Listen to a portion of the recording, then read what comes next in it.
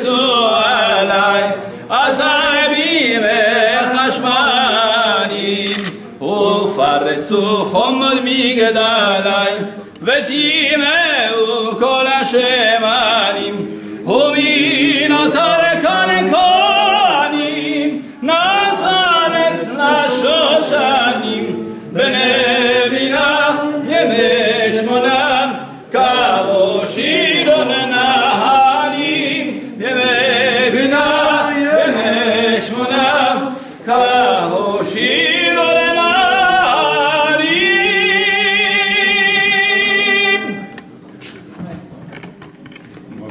Alors, mesdames et messieurs, chers amis, je voulais tout d'abord remercier les personnalités qui nous font l'honneur et l'amitié d'être présents à l'inauguration de la Maison de la Culture Juive de Nogent. Monsieur le préfet du Val-de-Marne, Thierry Deleu, accompagné du sous-préfet Pascal Craplet de Nogent, Gilles Carrez, député maire du Perreux, vous pouvez applaudir, hein.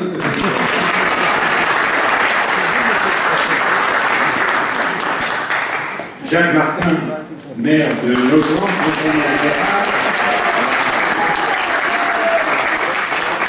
et président de la communauté d'agglomération de la vallée de la Marne. Je salue aussi tous les amis, généreux, fondateurs et bienfaiteurs, qui nous ont aidés à construire cette belle maison de la culture. Je suis heureux aujourd'hui de vous accueillir pour l'inauguration officielle de la Maison de la Culture Juive de Nogent. Heureux parce que cette maison, qui est la nôtre, qui est la vôtre, qui est celle de notre communauté, mais également celle de tous les Nogentais, et plus généralement de tous les Val-de-Marnais. Cette maison est l'aboutissement d'un formidable investissement de la part d'hommes et de femmes motivés par ce défi. Je suis d'autant plus heureux de vous recevoir ce soir que cette nuit s'illumine de la première bougie de Hanouka, fête qui symbolise la résistance spirituelle du judaïsme face à l'assimilation grecque. Quel magnifique symbole que cette fiole pour illustrer la permanence du peuple et de la culture juive au travers de 3 millénaires, alors qu'on lui promettait, comme un leitmotiv, son extinction. 3000 ans après la fondation de Jérusalem, cette ville brille au cœur de l'histoire de l'humanité et continue de symboliser la permanence de la culture juive dans la pensée universelle. C'est tout cela, la culture juive. Au travers des âges et des pays, cette culture a su s'adapter et s'imprégner des strates culturelles sur lesquelles elle venait se greffer, sans jamais perdre l'essence de son identité. C'est aussi cela la force de l'âme juive, être soi, s'intégrer et s'adapter aux autres. La culture juive, c'est également le carrefour de l'humanisme universel et de sa propre identité. Le judaïsme a toujours été et reste le carrefour des civilisations, et souvent les a fortement imprégnés. La culture juive s'est développée sur les strates des cultures diverses et variées qu'elle a traversées, au point qu'elle s'en est imbibée, tout en laissant une empreinte indélébile sur ces cultures qu'elle a rencontrées. et notamment dans notre beau pays, la France. Ainsi, la Maison de la Culture Juive, par les débats et les rencontres qu'elle suscitera et organisera, favorisera le dialogue, la compréhension mutuelle et le respect d'autrui, en améliorant l'harmonie au sein de la communauté humaine qu'est notre ville, comme l'a souhaité M. Jacques Martin, le maire, dans sa lettre de soutien en 2012.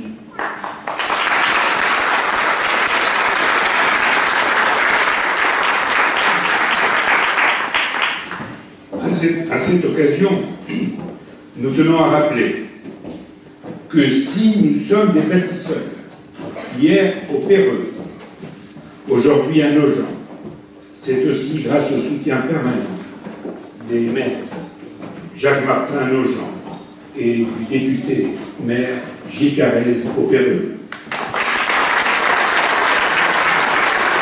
Le deuxième pôle de développement de notre maison de la culture se tourne vers l'avenir, c'est-à-dire l'enseignement et la recherche. Ainsi, au mois de janvier 2014, la Maison de la Culture officialisera l'antenne de l'Institut universitaire d'études juives et l'IVISEN, rattaché à l'Université de Paris, Paris 8. Ce qui nous permettra de proposer des cycles d'enseignement de niveau universitaire. C'est donc naturellement que la Maison de la Culture juive abrite un oratoire consistorial pour le Shabbat et les jours de fête. Les offices et les enseignements seront assurés par M. David Dahan,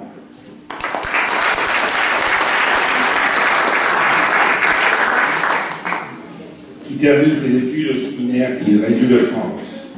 Mais il est également ingénieur en informatique. Ce qui, nous en sommes persuadés, contribuera au développement des études juives dans nos villes, en partenariat avec le rabbin Gabriel Pécasson.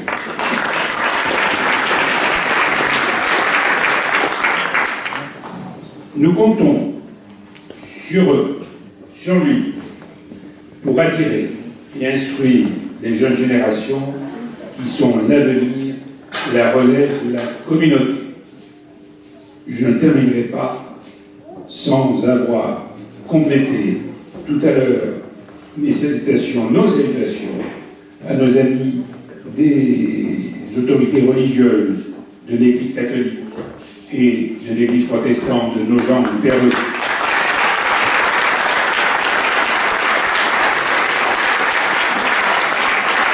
Ils sont toujours présents, aux élus des conseils municipaux de Nogent, le Péreux et Brie, qui sont aussi présents. Alors j'ai peur de les citer, d'en oublier quelques-uns, donc je vais lire tous les membres des conseils municipaux du Péreux, de Nogent et de Brie-sur-Marne.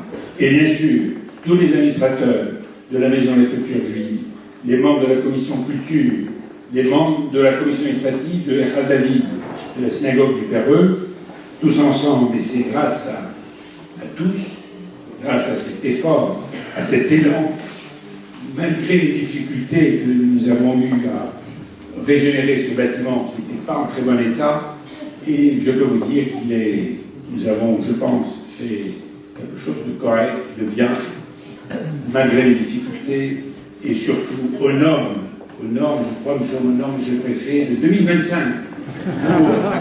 Les normes sur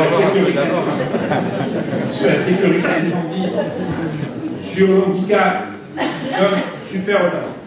Il suffit qu'il y ait une petite fumée et tout est automatique, tout se met en marche, les fenêtres s'ouvrent, ça se s'ouvre, il y a de désenfumage, les moteurs sur le toit se mettent en boucle, etc.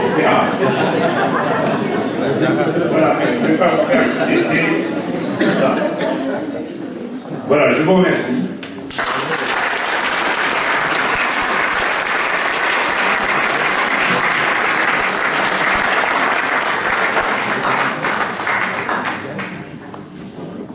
Alors, je vais passer le micro à Jacques Martin, président de la communauté d'agglomération de Vallée de la Marne et maire de Nogent et conseiller général de Nogent.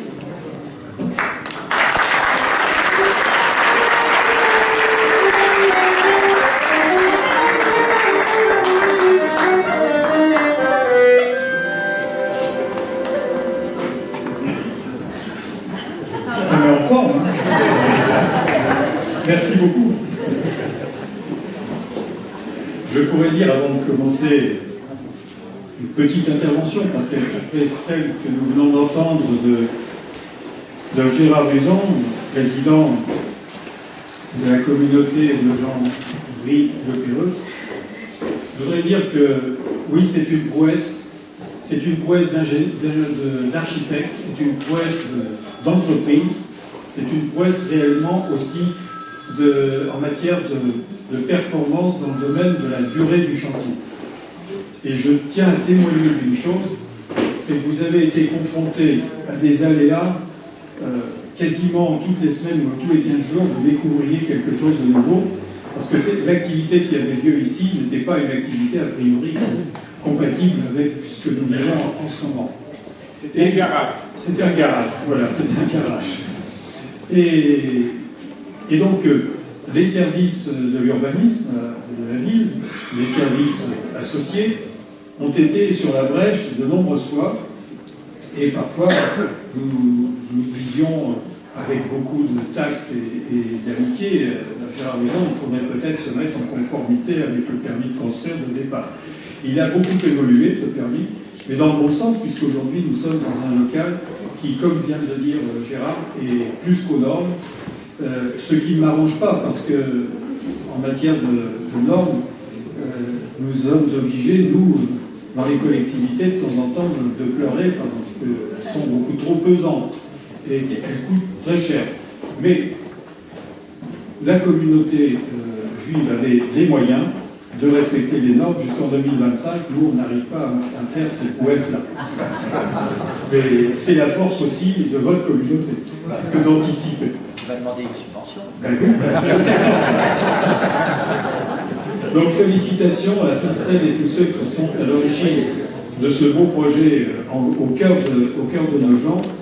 Et c'est un projet qui était dans la tête de Gérard, du bureau qui l'accompagne, de tous celles et tous ceux qui travaillent au sein de cette communauté. Un projet de très très longue date. Il fallait trouver le moment, le bâtiment, la localisation et puis les moyens. Et tout cela, aujourd'hui, est sous nos yeux et le résultat est merveilleux. La ville, bien sûr, a été à sa façon et dans le respect de la loi partenaire d'un projet comme celui-là. Pourquoi ? Simplement parce que je considérais avec mes collègues que notre responsabilité, à nous, élus républicains, était de permettre à chacun de vivre sa foi dans son indépendance et dans sa vie privée. Et que dès l'instant où l'une de nos communautés avait un projet de ce type, il fallait que, dans le strict respect des réglementations, nous puissions jouer notre rôle de faciliteur. Et nous avons trouvé des solutions avec votre prédécesseur, monsieur le sous-préfet, qui nous a accompagnés dans la réflexion, avec le ministère de l'Intérieur et le responsable des cultes là-bas, monsieur le préfet. Et franchement, nous avons réussi à monter un dossier qui, aujourd'hui, traversera les années, monsieur le Président, au-delà de 2025, je l'espère.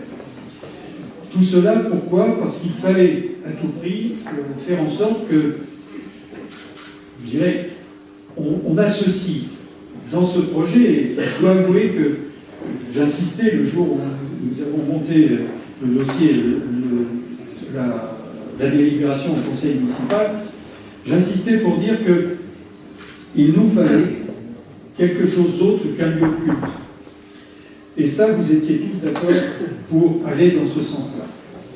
Autre chose qu'un lieu de culte, pourquoi ? Parce que nous avons commencé, il y a maintenant pas mal d'années, à faire en sorte que puissent se rencontrer les différents cultes de la ville à l'occasion de sujets de société ou de sujets de société locale. Et au travers de ces réunions d'échange que nous avons eues avec le culte protestant, catholique, les aviariens, etc., eh bien, nous sommes tombés d'accord sur un point, c'est qu'il fallait, pour que nos concitoyens vivent ensemble, dans le respect des uns des autres, respect de leurs différences, respect de leur culte et de leur foi, parfois athées en ce qui concerne certains, il fallait qu'ils puissent connaître les religions des uns et des autres, et surtout les cultures des uns et des autres. Le rayonnement de cette maison de la culture juive, il le disait tout à l'heure, monsieur le Président, il disait que ici, d'autres que des juifs de religion juive, d'autres personnes que de religion juive pourront venir ici pour connaître cette religion, mais surtout aussi connaître les effets dans la société française d'une religion qui a, dans son histoire, traversé les millénaires. Et de la même façon, au sein de ce centre culturel, eh bien, il y aura peut-être aussi l'inverse, c'est-à-dire le fait de pouvoir accueillir des représentants d'autres confessions pour pouvoir avoir les échanges, vraiment les échanges que nous souhaitons les uns et les autres avoir, pour pacifier les relations entre toutes les communautés et toutes les personnes qui vivent dans cette ville, avec bien sûr leurs différences et leur parcours. Donc voilà, nous arrivons à l'inauguration. Après, j'ai remarqué que là, vous aviez aussi une spécificité, c'est que vous arriviez à faire plusieurs inaugurations successives, ce qui fait qu'on arrive quand même à passer du temps ensemble. C'est très sympa, et c'est très convivial, mais ça, c'est une caractéristique qui nous semble particulièrement attrayante. Donc, nous sommes arrivés à cette inauguration aujourd'hui, et nous attendons beaucoup de la Maison de la Culture Juive, d'autres attendent beaucoup aussi. C'est une maison sur le chemin du Péreux, monsieur le député maire. Nous allons vers le Péreux en passant par la Maison de la Culture Juive, ce qui est merveilleux. Et ce qui est flatteur pour nos gens, c'est aussi la dimension dont tu parlais tout à l'heure, qui est celle d'un rayonnement au-delà de nos deux villes, nos trois villes, au-delà du Val-de-Marne, parce que ici, nous aurons la possibilité de côtoyer des philosophes, des écrivains, des pratiquants de la religion juive, de dimension internationale, souvent certains, qui nous permettront d'aller au fond d'un certain nombre de réflexions, de questions que nous nous posons, questions qui n'ont pas forcément une réponse, mais le fait déjà d'en parler peut nous éclairer sur les destinées des uns et des autres. Donc cela est important pour la ville de Nogent, car nous souhaitons aussi, à notre façon, faire en sorte que le rayonnement de cette ville et de cette initiative dépasse bien sûr les limites du département du Val-de-Marne. Et puis, un autre point, avant de vous dire un petit mot, là je vais très vite vous dire quand même aussi, ce qui est bon pour vous sera bon pour nos gens. Ce qui est bon pour vous sera bon pour notre culture.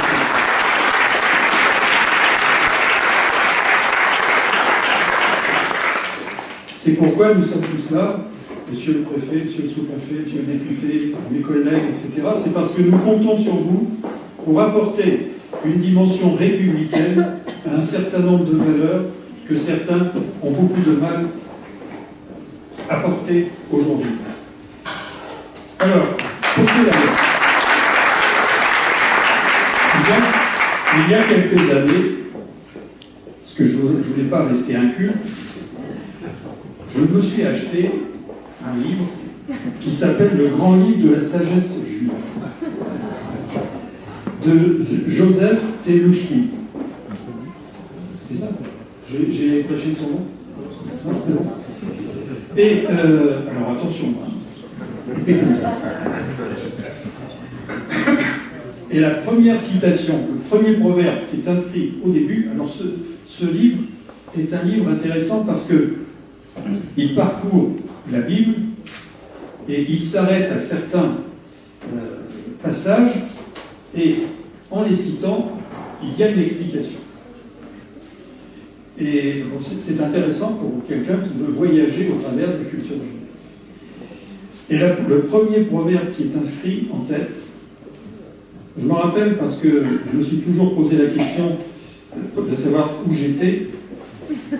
Qui chemine avec les sages devient sage, qui hante les sots devient mauvais. Donc depuis, j'ai essayé de mettre en pratique.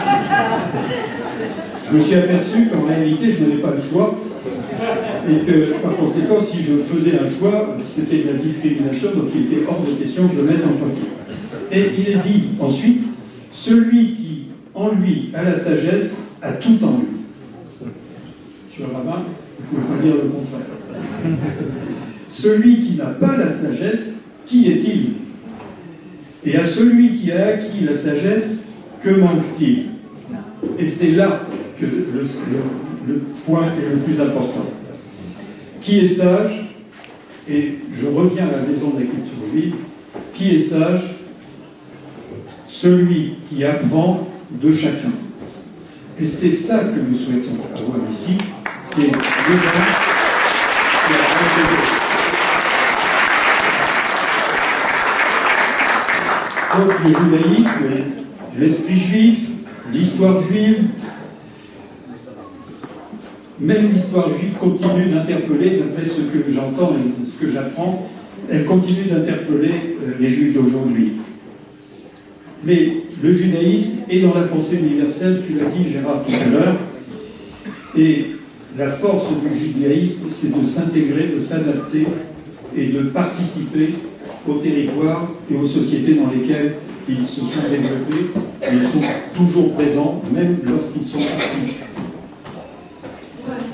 Je dirais simplement pour terminer une petite chose, parce que nous ne sommes pas là pour être trop sérieux et trop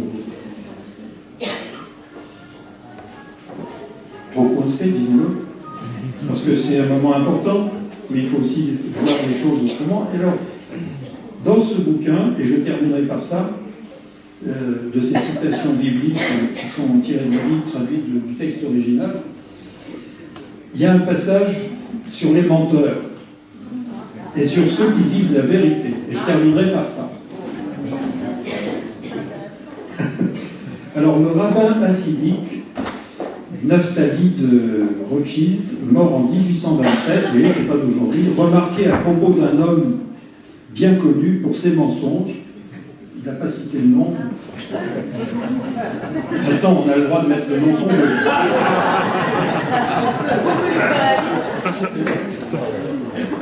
Alors, non seulement ce qu'il dit n'est pas vrai, mais même le contraire de ce qu'il dit n'est pas la vérité.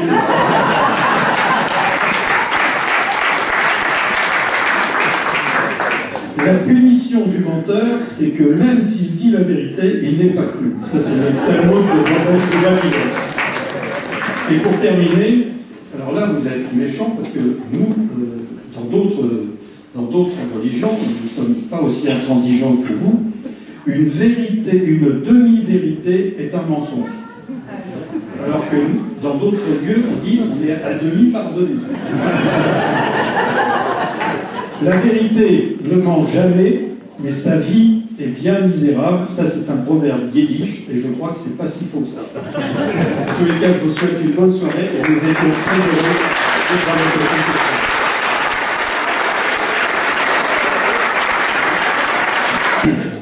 Merci. Alors, David, merci.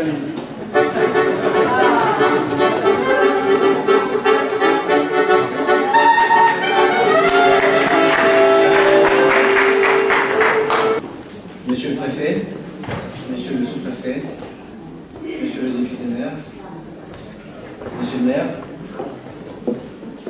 monsieur le président, Gérard,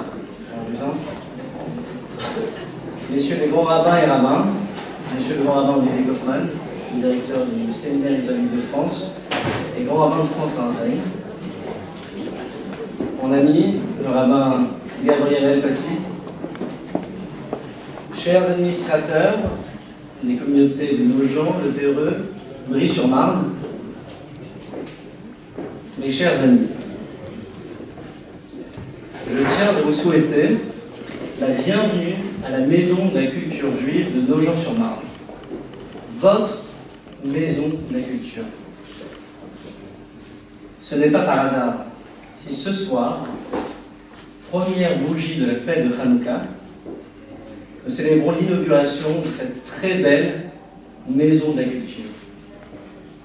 Car en effet, à Hanouka, nous commémorons aussi la réinauguration du Temple de Jérusalem, centre névralgique de la religion et de la spiritualité juive.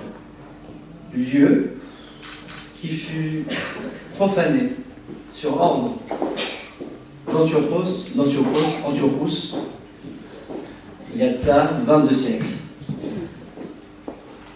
Mais ce n'est pas seulement un point commun dans le calendrier qui crée une proximité entre cette maison et la fête de Hanouka.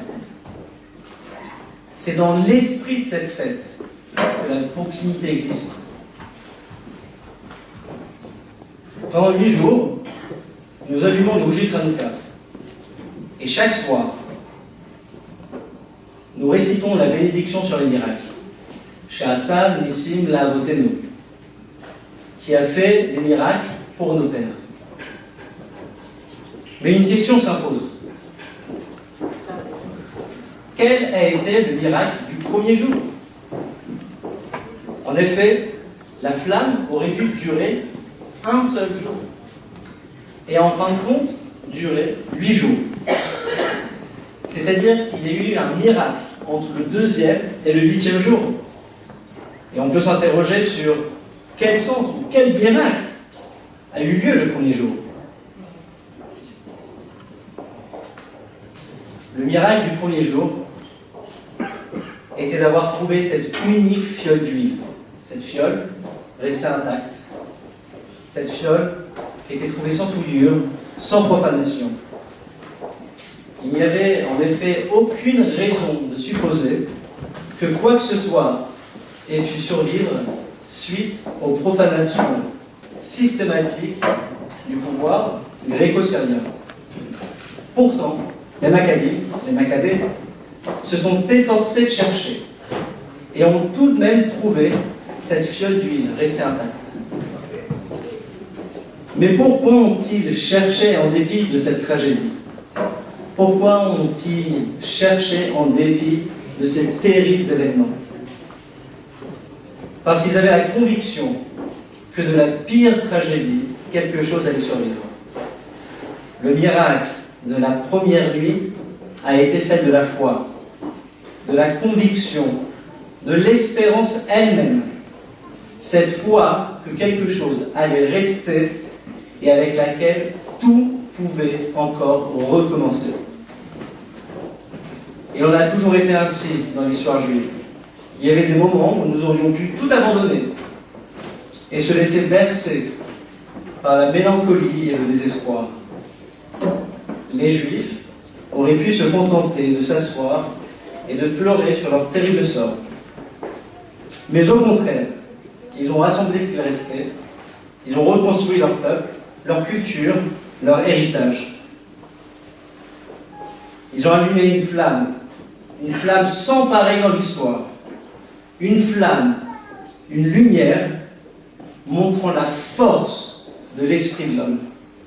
Cette flamme, cette force qui nous permet de surmonter toutes les tragédies. Cette flamme qui nous permet d'aller au bout de nos rêves. C'est dans cette approche que cette maison de la culture a été fondée. Dans l'esprit républicain, bien entendu, dans un esprit d'ouverture, dans cet esprit des Maccabées, esprit positif, un esprit créatif, proactif, dans cet esprit constructif. Un lieu où chacun de nous, hommes, femmes, enfants, juifs ou non juifs, peut raviver cette flamme par le biais de conférences, de cours, d'ateliers, de concerts, de projections, de séminaires et de son oratoire. Maison où nous sommes non seulement nous faisons appel à Abraham, Isaac, Jacob, Moïse et toutes ces personnes, toutes ces figures de la religion juive, mais aussi Arashi, Rabbeinu-Tam, Rashbam, Ralbag, Radak, Meiri ou le Shah Gatarié, tous ces sages de nos terroirs français qui nous ont permis de mieux comprendre notre patrimoine. Mais dans cette maison, nous faisons aussi appel à Soutine, à Chagall, à Gershwin, à Hannah Arendt, à Albert Cohen, à Offenbach, et à toutes ces femmes, et à tous ces hommes qui ont joué un rôle clé dans notre culture, dans cette maison, dans votre maison, ou à travers la culture, l'art et la spiritualité juive, chacun de nous peut grandir, s'enrichir et s'épanouir. Bienvenue à vous tous et très bonne fête de Hanouka.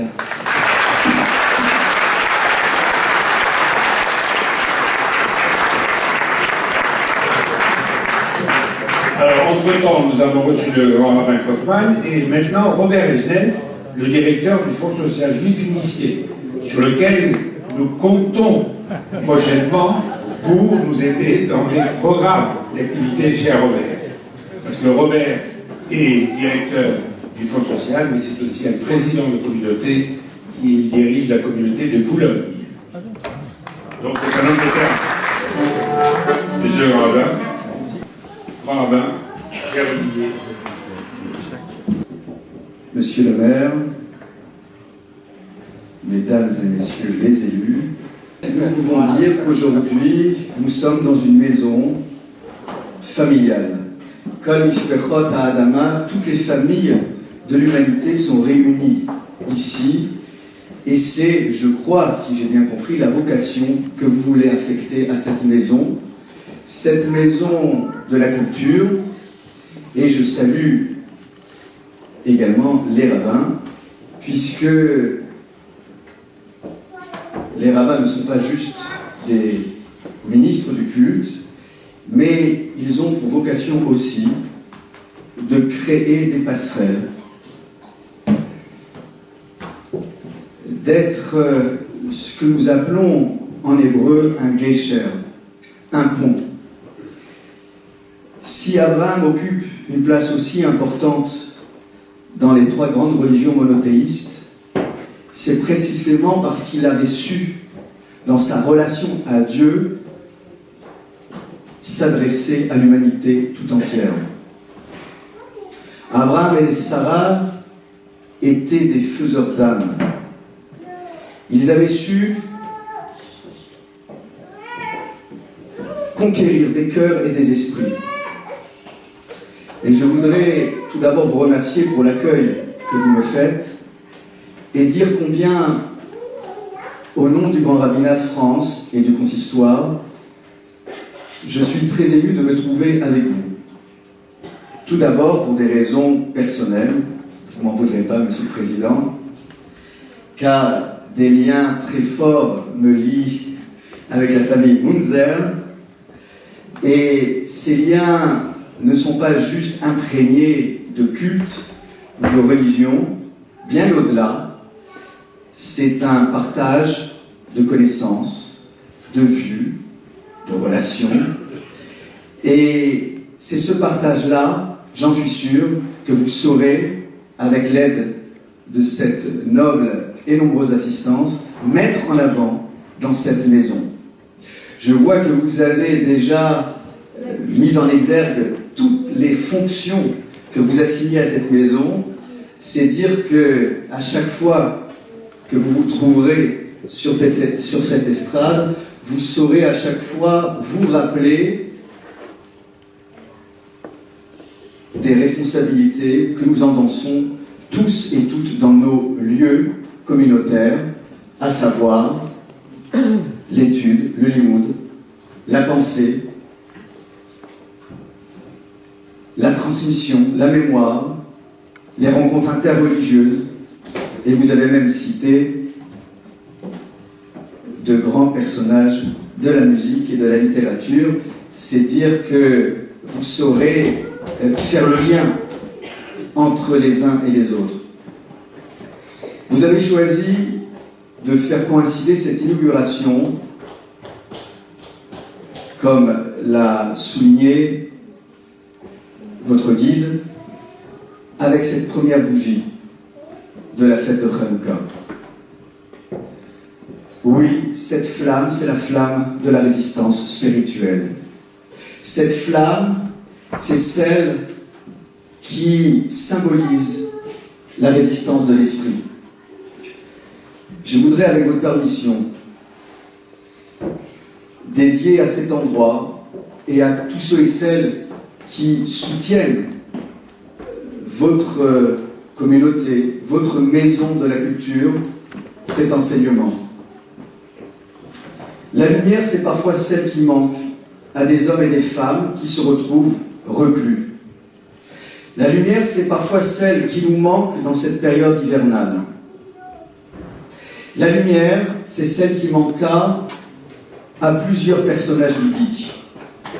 Celui dont nous allons parler dans toutes nos communautés, dans la section biblique, dans la paracha Miketz, à savoir un homme, Joseph le Juste, qui se retrouve dans l'obscurité de l'univers carcéral.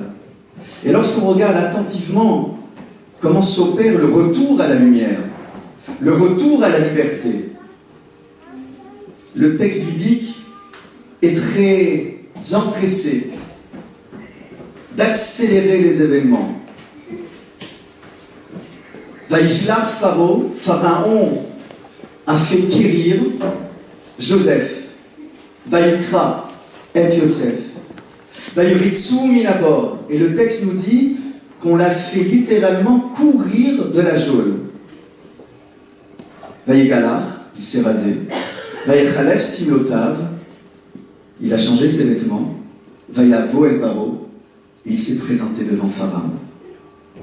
Que dire d'un homme qui s'est retrouvé tant d'années dans l'obscurité de l'exil, abandonné par les siens, trahi par ses frères, abandonné par ses compagnons de geôle, les chansons, le paletier, et subitement, on le fait sortir et on le présente devant l'autorité royale. Rachi, célèbre exégète champenois, intervient tout de suite en disant « Mibné kevod amachut », en évoquant le fait que Joseph ne peut pas se présenter un instant sans s'apprêter, sans se préparer. Car nous avons un principe, face à l'autorité publique, nous devons d'être présentables, d'avoir un message audible et de transmettre des valeurs qui feront écho dans les cœurs et les esprits des humains. Et je crois précisément que c'est dans ce lieu que cet écho retentit. Joseph avait donc compris qu'en dépit de toutes les souffrances, et ces souffrances auraient pu légitimement le mettre dans une posture de victime, légitimement le mettre dans une posture de celui qui revendique. Eh bien, Joseph, face à l'autorité royale, ne laisse rien transparaître de sa condition d'ancien détenu. Mais si nous allons plus loin dans le commentaire, nous pouvons voir à travers un célèbre commentateur, le Rav Sorotsky, rescapé de la Shoah, qui a rédigé un livre, Oznaïm la Torah, et qui explique qu'à travers cette course vers la liberté, il y a véritablement, chez Joseph, un souci, non pas de gravir les échelons du palais royal, mais tout simplement de se réinsérer dans la société. Un désir, une aspiration profonde à ne pas être le juif errant, mais celui qui s'intègre, celui qui propose un message, celui qui participe de la vie économique et de l'entourage proche de Pharaon. Le rabbin nous explique qu'il est véritablement appelé à une haute fonction. Quand on le fait courir de la geôle, il est déjà dans une marche en avant en direction du pouvoir politique. Quand on sait que Joseph deviendra un véritable bienfaiteur, qu'il saura user de sa sagesse, pour la mettre au service de la nation égyptienne, confrontée à la famine, confrontée à la récession économique. Voilà ce que c'est être juif au sens de la tradition biblique.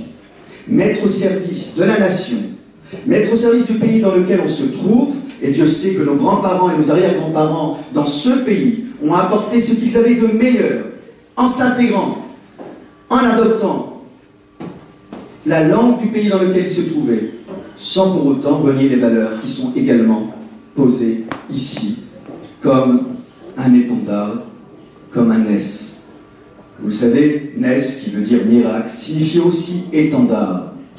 Le miracle, comme vous l'a rappelé votre guide spirituel, le miracle, c'est aussi de mettre en avant cette flamme. Je conclurai mes propos en rappelant que la figure la plus typique du juif errant, vous savez, ce juif qui a de ses angoisses, c'est Jacob. Et Elie Wiesel, dans son livre Célébration biblique, le décrit avec beaucoup de précision. Cet homme qui ne sait jamais où se poser. Vous disiez il y a quelques instants qu'ici il fallait aller jusqu'au bout de ses rêves. Mesdames et messieurs les élus, représentants des pouvoirs publics, représentants des cultes, ce que nous devons partager. Et Dieu sait qu'aujourd'hui, plus qu'hier, nous le devons ici dans ce pays, c'est partager des rêves. C'est ne jamais cesser de rêver et de chanter ce rêve. Si nous pouvons partager aujourd'hui avec vous cette manière d'inaugurer cet endroit en plein hiver, en pleine récession économique, il faut vraiment être sacrément inconscient de se lancer dans une telle opération.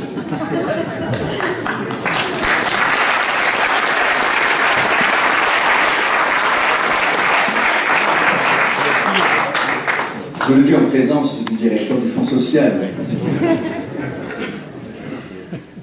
Tout simplement vous dire, Kol HaKavod, toutes nos félicitations à vous toutes et tous de soutenir ce beau projet. Car ce rêve dont nous venons de parler, il a été porté par un homme qui s'appelait Jacob et qui, au plus profond de l'abîme de l'angoisse, arrive encore à rêver. Il y a un célèbre commentateur chassidique du XIXe siècle, Rabbi Yitzhak de Berdichev, qui dit que quand Jacob se réveille, vous savez, cet endroit où il s'endort, il rêve de cette échelle où les anges montent et descendent. Et la réaction qu'il a en se réveillant, d'abord c'est d'être rempli encore d'une forme de frayeur, Manora Makomazé, combien cet endroit est redoutable, mais en même temps il a un geste salutaire. C'est ce geste, d'une certaine manière, que nous partageons symboliquement. Vaïtsok Shemen al-Rosha. Il va ériger un monument témoin de la victoire de Jacob sur l'adversité, sur ses angoisses. Si Jacob est capable encore de rêver, en dépit de sa condition de juif errant, de fugitif, lui qui a quitté prématurément le giron familial, si Jacob est capable encore de rêver et de chasser les idées noires, vous savez, ces pierres, on peut symboliquement représenter comme les idées noires qui s'entrechoquent dans l'esprit d'un homme qui ne sait plus où se poser, où poser son corps et son esprit.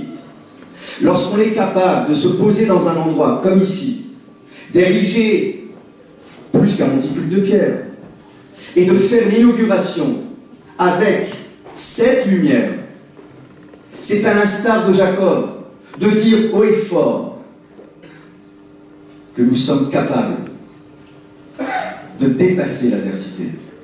Et Jacob, pour bien montrer qu'il est capable de reconnaître sa capacité à surmonter Midkaber bechormato, bemachashavato, comme dit le commentaire, il est capable, par la force de sa méditation, à transcender les idées noires, pour au bout du compte se réveiller avec une seule idée, l'idée du Dieu unique, l'idée de se concentrer sur un endroit, sur un makom. Alors pour bien couronner cet instant, il va utiliser de l'huile d'olive pure et faire l'onction de ce monument. Vaïtsok shemen al rosha, et déverser au sommet de ce monument de l'huile. L'huile d'olive, c'est le symbole de la Chochma Eliona, de la sagesse supérieure. En faisant l'onction de ce monument, Jacob clame haut et fort sa capacité à surmonter toutes les difficultés.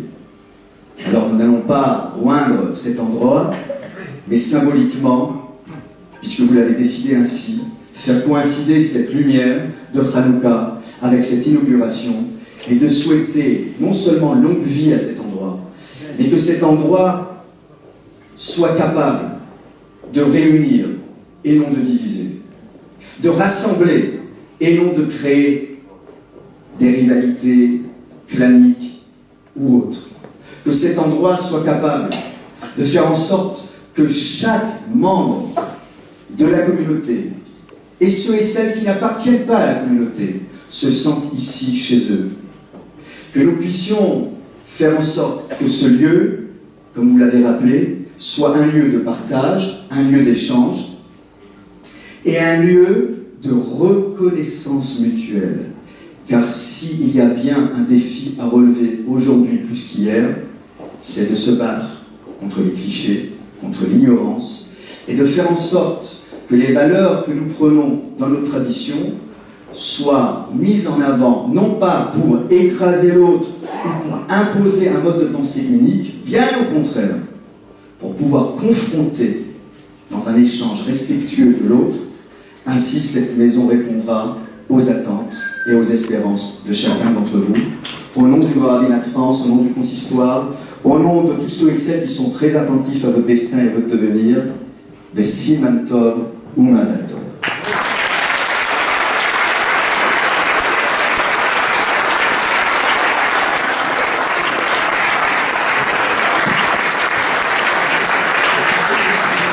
Alors, avant l'intervention de Monsieur le Préfet, Gilles Carrez, notre député bien-aimé, député maire du Péreux. Cher Gilles.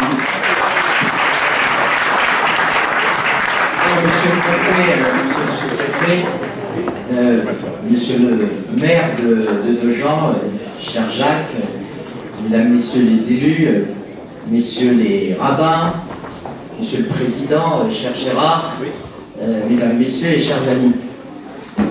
Monsieur le grand rabbin, je voudrais vous dire une chose, c'est que la communauté de Nogent, du Péreux, de Brie, la communauté, elle rend tout possible et elle rend tout harmonieux.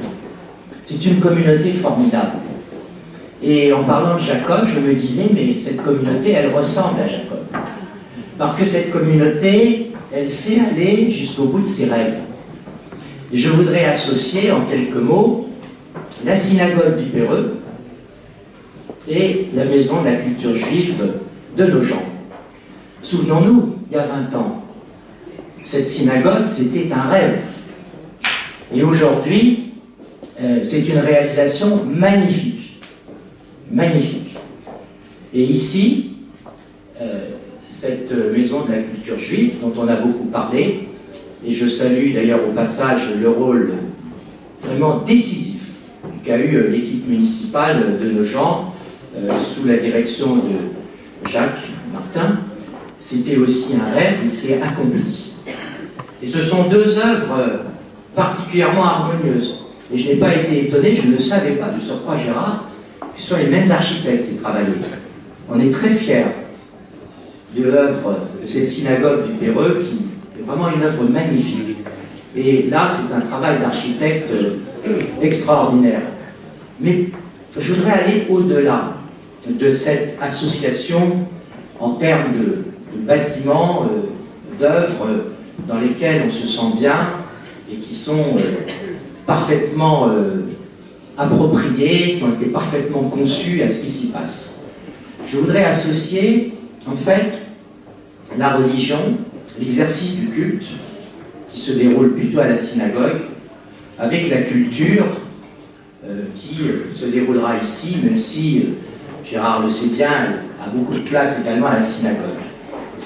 Et pour moi, ce que je trouve fascinant, c'est la manière dont la religion juive, à travers les millénaires, s'est maintenue à perdurer dans ses grands principes, parce que si elle a pu le faire, c'est en raison d'un environnement, d'une assise culturelle intense, et prenant toutes sortes de formes. Quand on y pense, Gérard l'a évoqué il y a un instant dans son intervention, l'assimilation grecque, qui a été assez largement pacifique, en dehors de la profanation du temple, de la campagne rapide d'Alexandre le Grand. Cette assimilation grecque, compte tenu de la qualité extraordinaire de la culture grecque, elle a rayonné partout. Et cette assimilation, à laquelle tu disais, Gérard, que vous aviez résisté, vous avez été les seuls à y résister. C'est extraordinaire. Et plus tard, il y a eu les Romains, avec également une culture très forte, et surtout une domination, un impérium militaire, avec toutes les tragédies que ça a comporté. Les déportations sous Titus, sous Hadrien, et ça a duré des siècles. Et malgré tout l'apport extraordinaire de la culture romaine et de l'organisation romaine, de l'administration romaine, vous avez résisté. Parce qu'il y avait cette assise, cette présence extrêmement forte de la culture à côté de la religion. Et plus tard, lorsque les Arabes ont conquis cette fois militairement ces territoires, la civilisation omeyyade, abbasside, était une civilisation, une culture d'une immense qualité. Vous avez résisté. Et sous les Ottomans. Et on pourrait continuer de la sorte. Et je trouve que la relation entre la densité, la qualité, la diversité, la capacité de renouvellement, d'évolution, le rayonnement d'une culture, la relation entre cette culture et l'exercice du culte de la religion, c'est vraiment peut-être ce qui singularise, ce qui explique la persistance et le rayonnement à travers les millénaires, à la fois de la religion juive et de la culture. En tout cas, c'est moi qui m'intéresse à l'histoire, la manière dont je le ressens.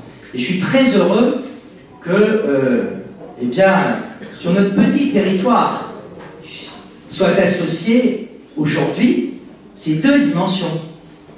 Avec de surcroît la synagogue au Péreux, la maison de la culture ici à Nogent, dans deux communes qui sont, je poussais le symbole, le parallèle jusqu'au bout, qui sont tellement liées que monsieur le grand rabbin, nous étions la même commune jusqu'en 1887.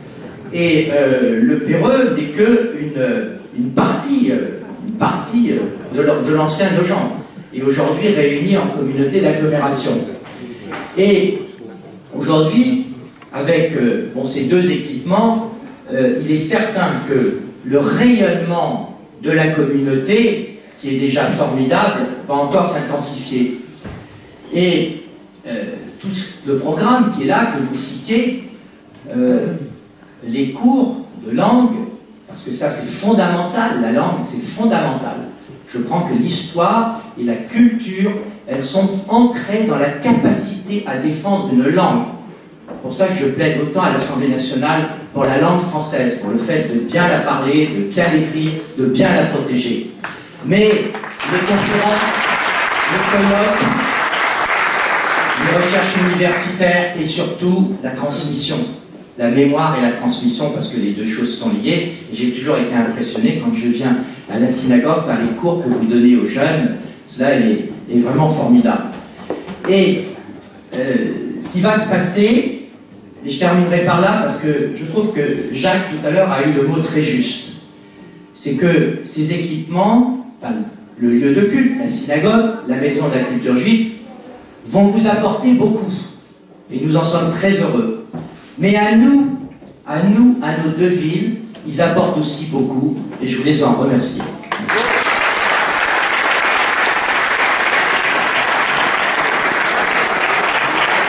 À moins que le grand rabbin Korshia veuille nous dire 2 mots, parce que tu veux dire 2 mots. Si c'est 2 mots, tiens, c'est bien. C'est inadmissible, c'est une prime au retardataire, c'est honteux. Mais ça donne l'occasion vraiment d'abord de vous féliciter, de vous adresser un grand Mazal Tov pour cette réalisation, et peut-être, cher Monsieur le Président, pour vous répondre à ce que vous venez de dire, parce que ce que vous avez dit est très fort. Lorsque j'étais rabbin à Reims, il y a quelques années, c'était pas pour moi, donc lorsque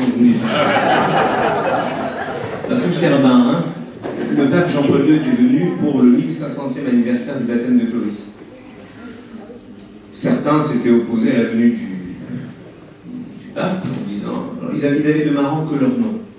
Une association qui s'appelait Vaderetro Papanas, je trouve assez rigolo. Bon.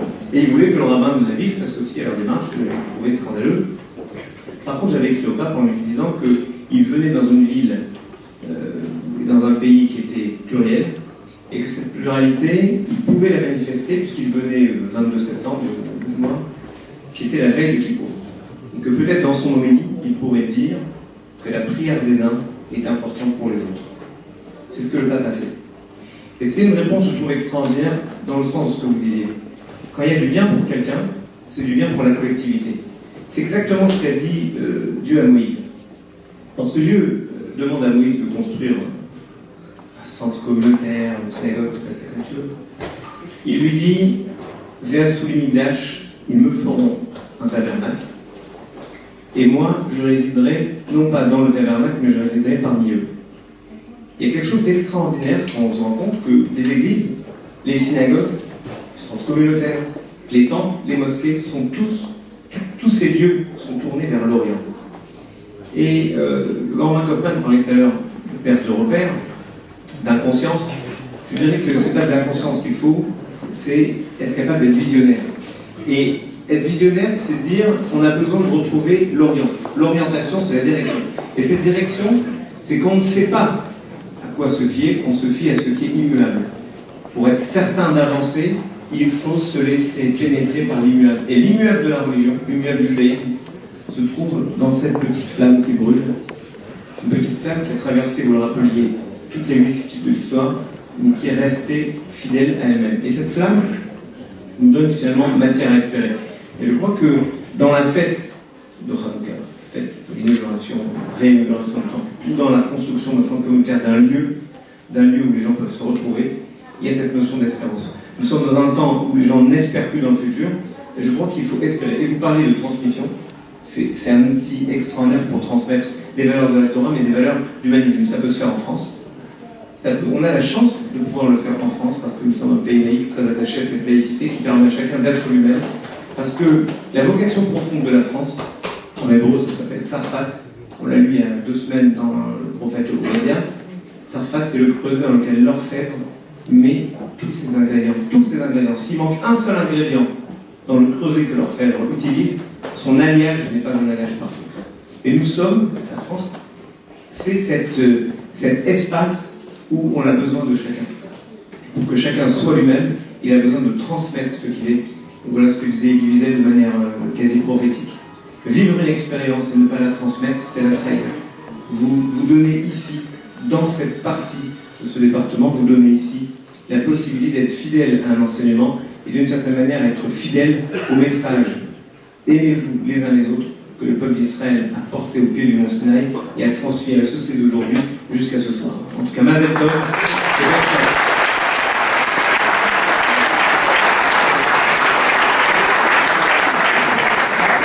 Merci, le grand rabbin Korshia.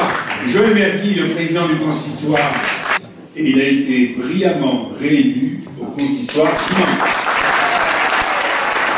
Tu vas venir dire quelques mots rapidement.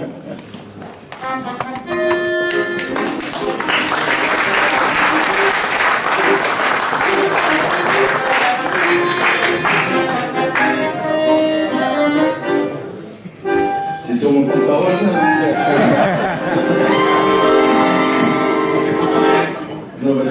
automatiquement, on nous voit déjà en situation. Monsieur le préfet, monsieur le sous-préfet, mesdames et messieurs les élus, monsieur le maire, et monsieur le rabbin, messieurs les rabbins, monsieur le grand rabbin, monsieur le président, cher Gérard, chers amis, monsieur le directeur du Fonds social, dire en quelques mots le plaisir que j'ai d'être avec vous, c'est pas suffisant.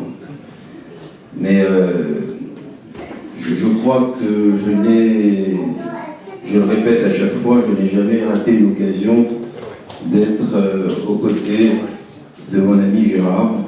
Et je le dis à chaque fois c'est nouveau, tant il crée des événements pour faire vivre cette communauté.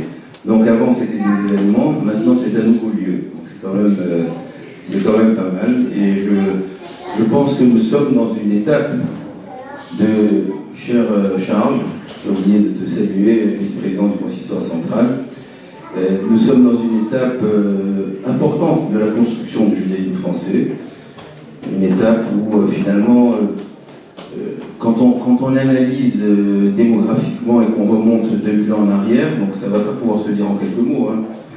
Donc je vais remonter quelques années en arrière. Donc quand on analyse démographiquement notre communauté, il y a eu des hauts et des bas, il y a eu des drames, il y a eu un drame récent, il y a 70 ans, qui a décimé notre communauté, et puis il y a eu la reconstruction, et des vagues migratoires qui sont venues d'un petit peu partout. Et puis finalement, si on vient à voir, pour beaucoup d'entre nous, de notre génération, de ma génération, de la génération de nos parents, on avait, en parlant de nos parents, grands-parents, arrière-grands-parents, on avait souvent une ascendance qui était assez monochrome, puisqu'on était des parents, grands-parents, arrière-grands-parents qui vivaient à Tunis, ou à Varsovie, ou au Maroc, et c'est pas du tout la même chose pour nos enfants. Nos enfants, nos petits-enfants, quand ils voient leurs parents et leurs grands-parents, c'est très varié. Des enfants, des petits-enfants qui ont des parents ashkénazes, séfarades, marocains, tunisiens. Et c'est important simplement de s'arrêter quelques minutes et de le penser. On ne pouvait pas dire ça nous-mêmes, de nos parents et de nos grands-parents, mais par contre, nos enfants, quand ils cherchent leur ascendance, ça est différent. Et puis, il y a un élément majeur, fondamental, c'est que tous nos enfants sont nés en France. Enfin, je parle des enfants de mes enfants, c'est-à-dire de notre génération, les enfants qui ont aujourd'hui moins de 20 ou 30 ans, ils sont tous nés en France, ce qui n'est pas le cas des générations d'avant. C'est-à-dire qu'on a créé, au fur et à mesure du temps, on a recréé et redonné un judaïsme français, avec ses caractéristiques, avec sa variété, avec sa culture. Et si je dis ça, c'est parce qu'au travers de l'ensemble des synagogues, du patrimoine que nous avons à travers la France, ce judaïsme français il s'est formaté dans les synagogues. C'est-à-dire que les juifs qui arrivaient de n'importe quel pays du monde, en rentrant à la synagogue, M. Graham Kaufmann, ils écoutaient au fur et à mesure le discours du rabbin qui était formé dans le séminaire rabbinique, c'est-à-dire formé à la religion et patrie, c'est-à-dire qu'ils avaient le discours qui leur permettait de retrouver leurs racines religieuses, et en même temps de se sentir français.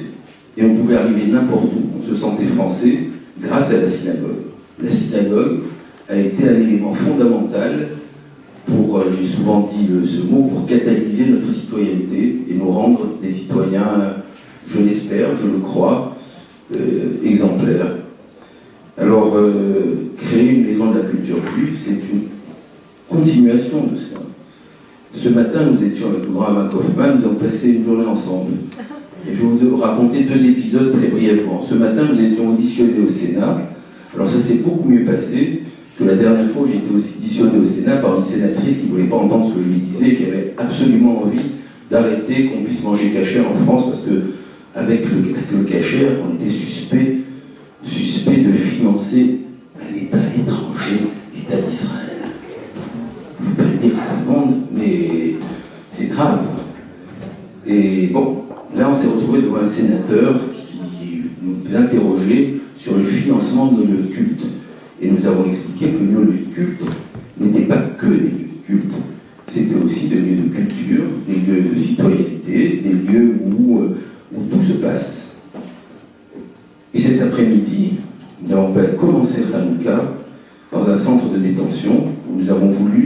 peu de bon cœur à des détenus juifs. Et nous étions à Fresnes, nous avons allumé la Hanoukia avec les détenus. Et c'était important, ce moment. C'est important parce que dans les prisons, je parle sous contrôle des élus et des préfets, on a pu voir ce qu'ont généré les prisons et on a pu le voir contre nous, contre notre communauté, il y a simplement 1 an et demi, où finalement, personne entre en prison et ressortent avec une idéologie qui peut être une idéologie meurtrière. Ben, nous, des juifs, quand ils se retrouvent devant leurs aumôniers, eh bien on les voit au fur et à mesure du temps. Je les ai vus parce que ça fait plusieurs fois que je vais leur rendre visite. Ils ont un moment, ils écoutent et ils ressortent améliorés. Le message juif qu'on essaie de leur donner pendant l'heure où ils se retrouvent, les 2 heures où ils se retrouvent, c'est pas un message de haine, d'intégrisme. On leur apprend à être un peu plus juifs et à se préparer à ressortir en étant de meilleurs citoyens. Alors si je relis tout ça, c'est parce que dans tous les messages, qui sont le message de la Torah, le message qui est donné dans la synagogue, le message qui peut être donné par les aumôniers en prison, le message qui peut être donné dans tous ces lieux, et ben, ça reste un message qui allie avec beaucoup de fidélité notre foi avec notre intégration à la société. Alors on peut se dire à quoi ça sert finalement une maison de la culture juive, puisque toutes les synagogues sont des maisons de culture. C'est ce que j'ai déjà eu besoin de vous expliquer. Alors c'est bien que dans une maison de culture, finalement, il y a aussi un petit peu de religion. Donc comme ça, tout reste lié. On peut créer un lieu essentiellement tourné à la culture, mais il faut qu'il reste, comme dans toute maison juive, il y a une mezouza, un petit point en rentrant qui nous rappelle nos racines, et nos racines ne sont jamais éloignées de notre fidélité aux sociétés dans lesquelles nous vivons.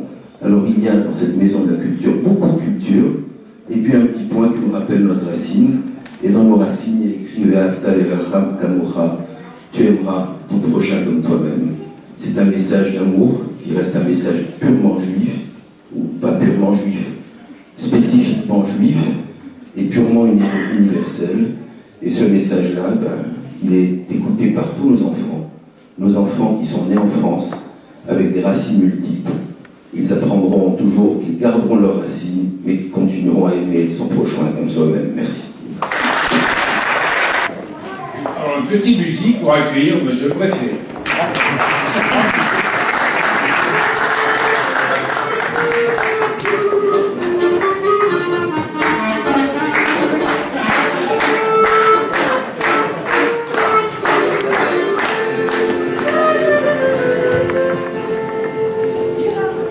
C'est un jingle. Merci. Monsieur le Président de la Commission des Finances, cher Gilles Thérèse, Monsieur le maire de Nogent, Monsieur Jacques Martin, Messieurs les présidents Joël Mergui, président du consistoire Gérard Buzan, qui est... Voilà, vous avez la place du préfet, vous. Monsieur le grand rabbin et messieurs les rabbins, Olivier Kaufmann, Gabriel El-Fassi, David Dahan, voilà, monsieur le sous-préfet, mon collègue et ami, mesdames et messieurs les conseillers municipaux élus de Nogent et du Péreux, mesdames et messieurs.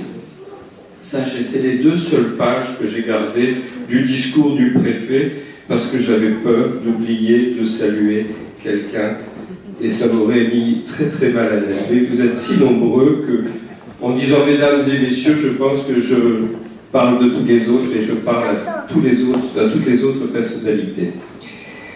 C'est un beau jour, c'est un double jour de fête en fait que Hanouka est en même temps l'inauguration de cette maison de la culture et c'est un beau symbole puisqu'en fait en créant une maison de la culture juive, vous allumez une nouvelle lumière. C'est vrai que moi j'y vois quelque chose de très très fort, non seulement pour votre communauté, mais d'une manière générale parce qu'on a entendu ce soir à la fois s'exprimer dans une atmosphère de haute spiritualité, mais aussi dans une atmosphère de fraternité, des valeurs fortes d'humanisme, d'amitié, de respect des uns et des autres, et cela c'est plus important finalement que tous les messages que nous pouvons entendre habituellement.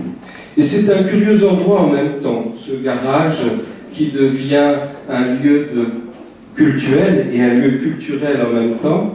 J'ai bien compris que du garage, il reste encore des moteurs sur le toit, hein, c'est bien ça, vous nous l'avez dit tout à l'heure, Monsieur Usan.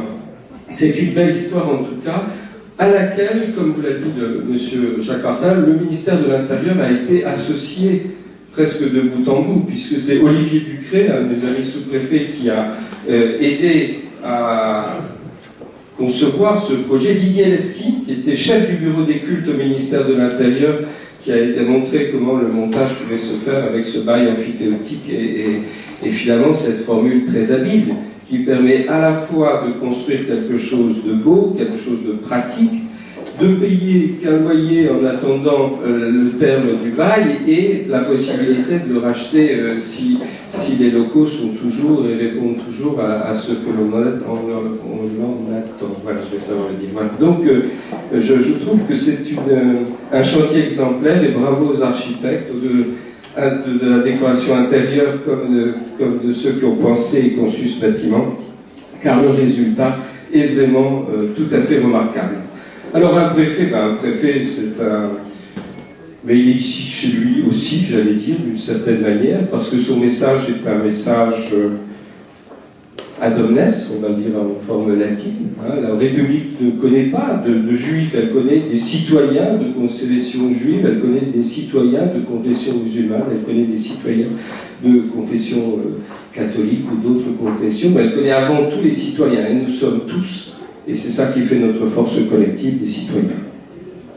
C'est un bel endroit parce qu'il sera à la fois le lieu de vie de votre communauté et un élément de rayonnement incontestable pour non seulement nos gens Le Perreux, mais je crois pour tout l'Est du département. Et peut-être même au-delà, parce que j'ai l'impression que d'année en année, votre communauté devient ici plus nombreuse, plus forte, parce qu'elle s'y sent bien. Et finalement, eh bien, elle crée de la vie autour d'elle. Alors, est-ce que c'est poursuivre ses rêves, aller au bout de ses rêves, que de construire un lieu oui, si ce lieu est porteur de plus de spiritualité, de plus de force, de plus d'avenir. Donc, ça m'a fait rappeler une phrase d'un de mes anciens instituteurs qui m'avait dit: Thierry, il faut rêver longtemps ce qui doit durer toujours. Vous savez, c'est Hussard Noir de la République. Elle était avec son tablier, il souriait jamais, mais il parlait fort, Et cette phrase, elle m'est revenue, alors que j'y avais plus pensé depuis des années, elle m'est revenue quand je vous ai entendu, monsieur le rabbin. Et j'ai pensé aussi, quand vous avez parlé de la crise économique tout à l'heure, à cette phrase des indignés de Madrid. Si vous nous empêchez de rêver, nous vous empêcherons de dormir. Vous vous souvenez de cette phrase qui est extraordinairement forte aussi et qui nous dit combien il faut faire attention à ce que des frustrations sociales fortes à laquelle nous ne sommes pas attentifs, des signaux que nous ne captons pas, se retournent contre nous avec une force et une violence presque légitimes. Voilà, donc ouvrir une maison de la culture, c'est quand même, le préfet la revient sur la maison de la culture, c'est ouvrir effectivement une porte vers les rêves. Et je terminerai par un mot de Malraux, je pense que c'était Malraux qui avait dit: la maison de la culture, c'est l'autodéfense d'une communauté. Mais ce n'est pas que cela. La culture et sa maison, c'est aussi la base de la création et l'héritage de toutes les noblesses du monde, les noblesses d'âme et les noblesses de cœur. Longue vie à votre maison.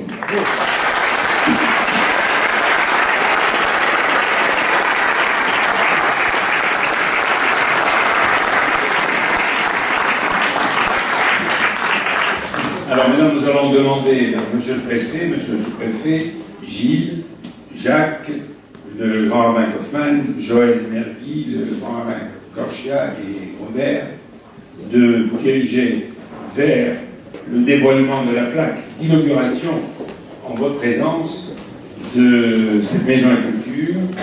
Et ensuite, des personnes nous suivront Et ensuite, nous allons boire le verre de l'amitié à la salle des fêtes qui se trouve en bas. Oui. Je tenais à remercier avant tout d'abord Gérard, Sylvia et l'ensemble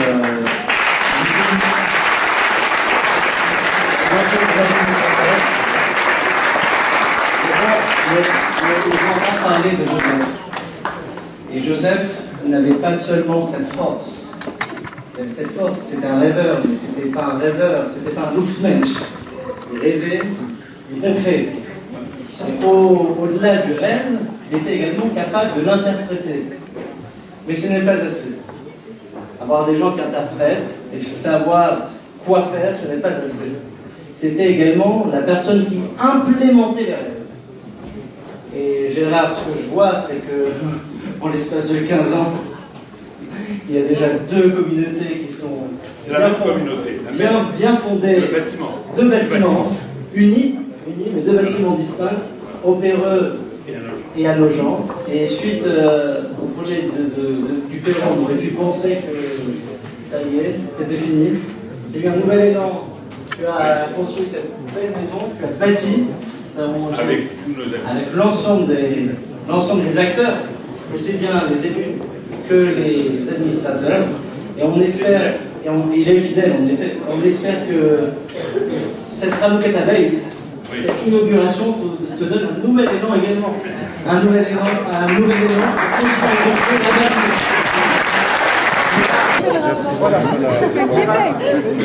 Oui, la parité n'est pas appliquée. Il n'y a pas de parité. Et la parité, elle est où?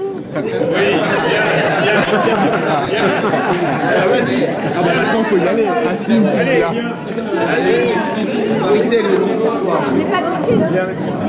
Sylvia au moins. Hein, bien, non, allez. Une, ça c'est un Voilà, déjà chez nous, il y a la marine. Attends, mon cher. Regardez là, s'il vous plaît. Ici. Merci. Voilà, vers moi. Tu vois, c'est en plein dans le cœur. Je te le dis 3 fois. Voilà, quand vous voulez, messieurs. 1, 2, 3. Voilà.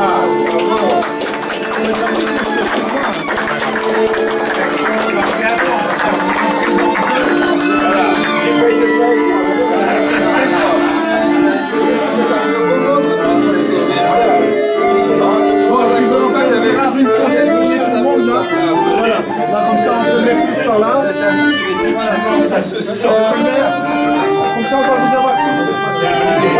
Regardez. C'est Manuel. Faut que tu te décales. Voilà, on recule encore mieux. Là, je les ai tous. Est-ce qu'on recule encore un peu? Tu veux bien? Voilà, là, je les ai tous, sauf monsieur. Vous allez faire de toutes ces il faudra vous mettre entre deux ou sinon je vous aurais pas. Elles sont avant. On les retouche, on les modifie. Madame, Annie. Madame. Merci.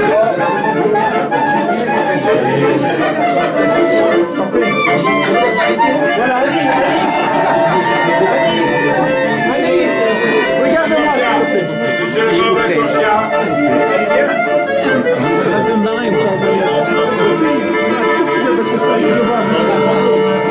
Voilà, Marine.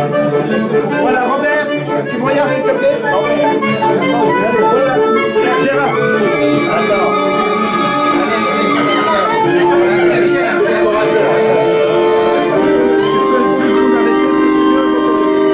Messieurs, regardez juste là. Messieurs, là. Merci. Merci. Attention, monsieur, là, c'est tous les noms, là. Voilà.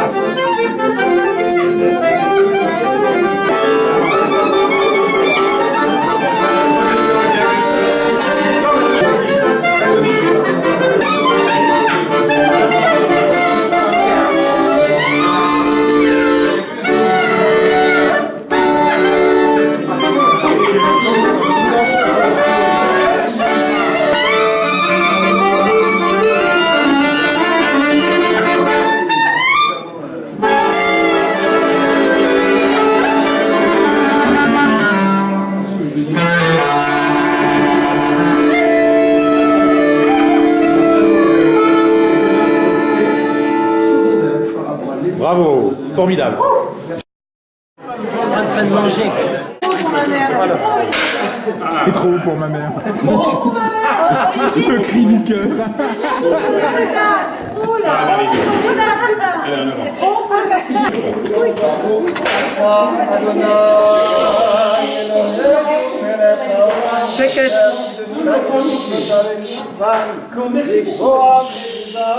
Amen.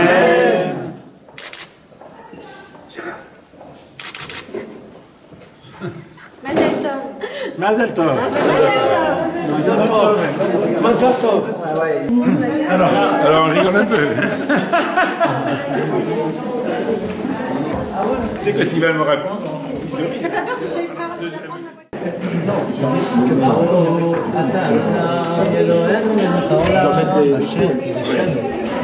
Attention, attention, ferme. Non, je peux pas faire la photo.